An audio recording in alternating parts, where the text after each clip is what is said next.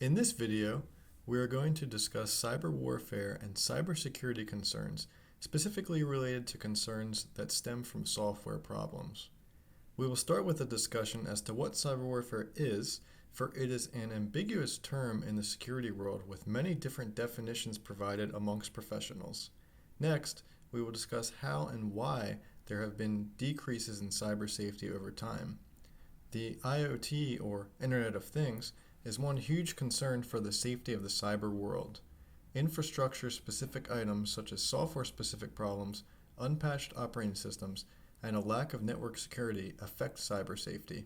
The actual cyber threats, such as attack vectors, the nature of digital weaponry and malware, and specific known attacks that hackers have at their disposal in modern times, decrease cybersecurity as well. There are many ramifications for cyber warfare. These ramifications apply to businesses, governments, and even human life, resources, and infrastructure. What is cyber warfare? The answer to this question depends on which cybersecurity expert you ask. Experts Parks and Dugan define it simply as a combination of computer network attacks, defenses, and special technical operations. In contrast, Cornish et al. Have a much longer complex definition. Specifically, they state that cyber warfare can be a conflict between states, but it could also involve non-state actors in various ways. In cyber warfare, it is extremely difficult to direct precise and proportionate force. The target could be military, industrial, or civilian, or it could be a server room that hosts a wide variety of clients with only one among them the intended target. End quote. This difference of some definitions being broad and some being very specific is common amongst the security specialists, so it can be hard to pinpoint one specific definition. In addition to the definition ambiguity, there is also not a clear consensus between professionals on if cyber warfare pertains only to state-led operations or not. Specifically, experts such as Alfred and Richard Clark believe cyber warfare is only an accurate term if the attack is executed against or by a nation state.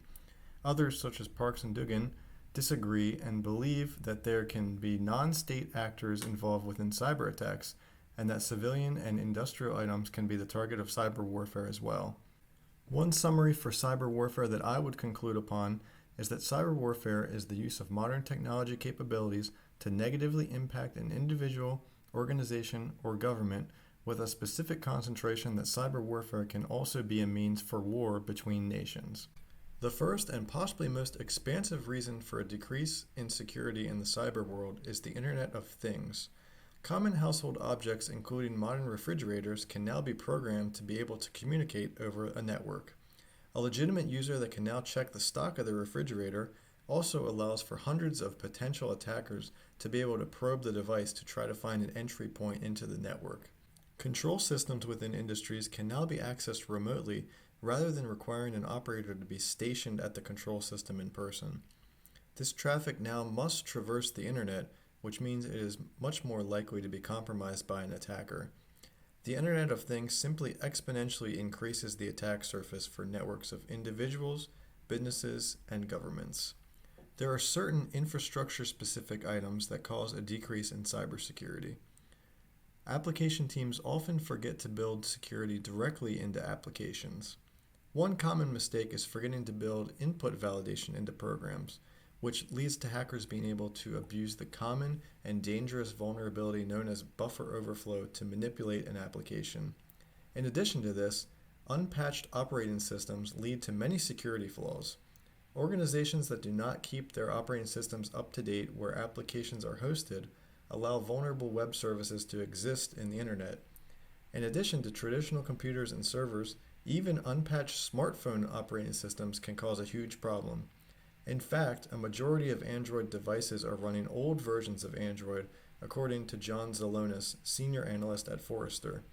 If an attacker can infect or compromise a phone through an unpatched operating system, he or she can then compromise application data that is stored on the phone.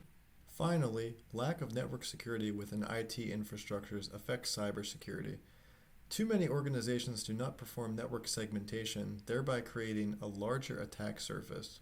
These items all combine to make many networks and certain parts of the internet in general a breeding ground for cyber warfare.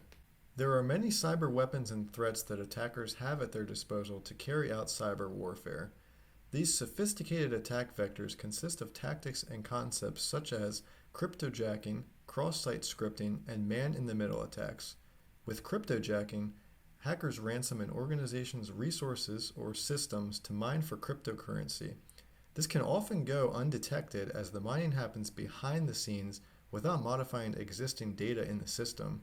Cross-site scripting simplifies the process of session hijacking by using legitimate business websites to execute untrusted code in a victim's browser. A user may think the site that he or she is using is safe, but to the user's dismay, the site might be executing code from an attacker. This type of vulnerability is the most common in recent times, as more than 21% of vulnerabilities identified by bug bounty programs stem from this vulnerability.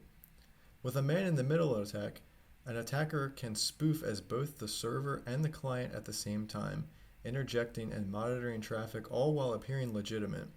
The nature of cyber weaponry and malware contributes to cyber warfare being common and to cybersecurity being so difficult to accomplish. While traditional warfare weapons take time and materials to develop and can be costly, cyber warfare weapons have the advantage of not being physical objects, but rather logical objects. This means that they can be used repeatedly and that it does not take physical resources to create them. In addition, cyber warfare weapons can be obtained by anyone with an internet connection, while there are many more barriers to entry regarding physical warfare weapons. Cyber weapons like malware can also act in an inconsistent and unexpected manner.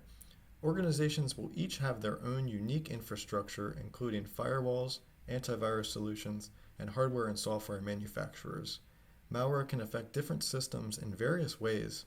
In addition, collateral damage can occur.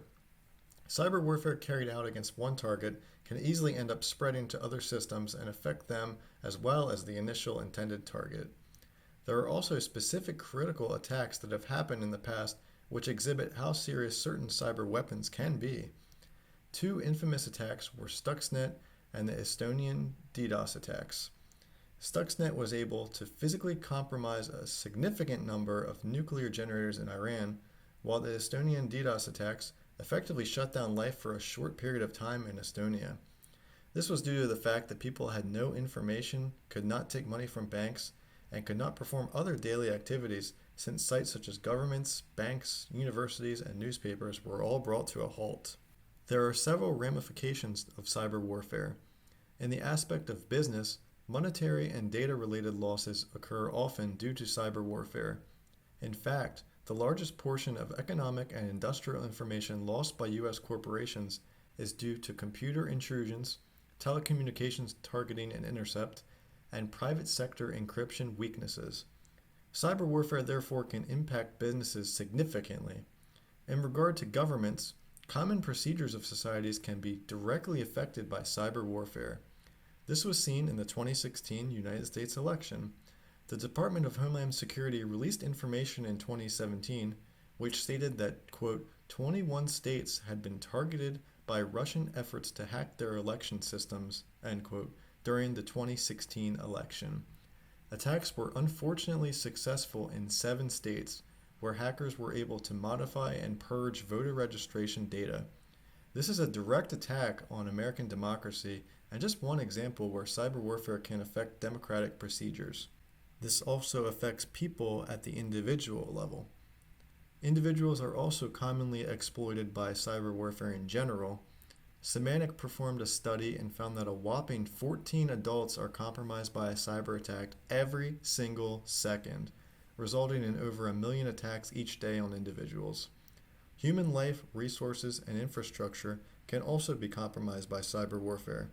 Critical life-bearing facilities such as electric power plants, food dispensaries, and transportation mechanisms can be compromised in order to indirectly or directly cause damage to human life.